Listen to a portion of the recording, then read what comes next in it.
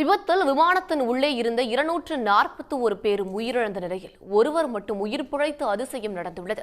அது எப்படி என்று விரிவாக பார்க்கலாம். அகமதாபாத் விமான விபத்தில் 241 பேரும் உயிரிழந்து விட்டதாக ஏர் இந்தியா நிறுவனம் அதிகாரப்பூர்வமாக அறிவித்துள்ளது. விஸ்வாஸ் குமார் ரமேஷ் என்ற ஒரு பயணி மட்டும் காயங்களுடன் அகமதாபாத் சிவில் மருத்துவமனையில் சிகிச்சை பெற்று வருகிறார்.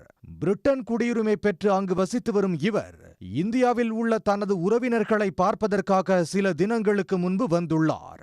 டையூ சென்றுவிட்டு தனது சகோதரர் அஜய்குமார் ரமேஷுடன் லண்டன் சென்றபோது விபத்தில் சிக்கியது தெரிய வந்துள்ளது. விஸ்வாஸ் குமாருக்கு 11A சீட் ஒதுக்கப்பட்டிருந்தது. இந்த இருக்கை எக்கானமி வகுப்பில் முதல் வரிசையில் ஜன்னலுக்கு பக்கத்தில் உள்ளது. விமானத்தின் இறக்கைக்கு 2 வரிசைக்கு முன்னதாக நெருக்கடியான சமயங்களில் வெளியேறும் அவசர வழியை ஒட்டியே 11A இருக்கை அமைந்துள்ளது. விபத்து நடக்கும் சில நொடிகளுக்கு முன் பயணிகளிடம் எமர்ஜென்சி தகவல் தெரிவிக்கப்பட்டது.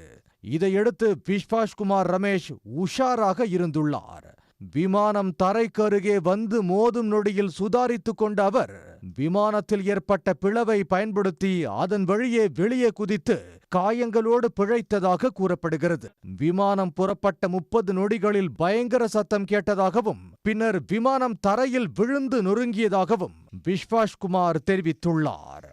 இவையெல்லாம் மிகவும் விரைவாக நடந்துவிட்டது என அவர் கூறியுள்ளார். தன்னை சுற்றி உடல் பாகங்களும் நொறுங்கிய விமானத்தின் சில பகுதிகளும் கிடந்தன என பதற்றத்துடன் தெரிவித்துள்ளார்.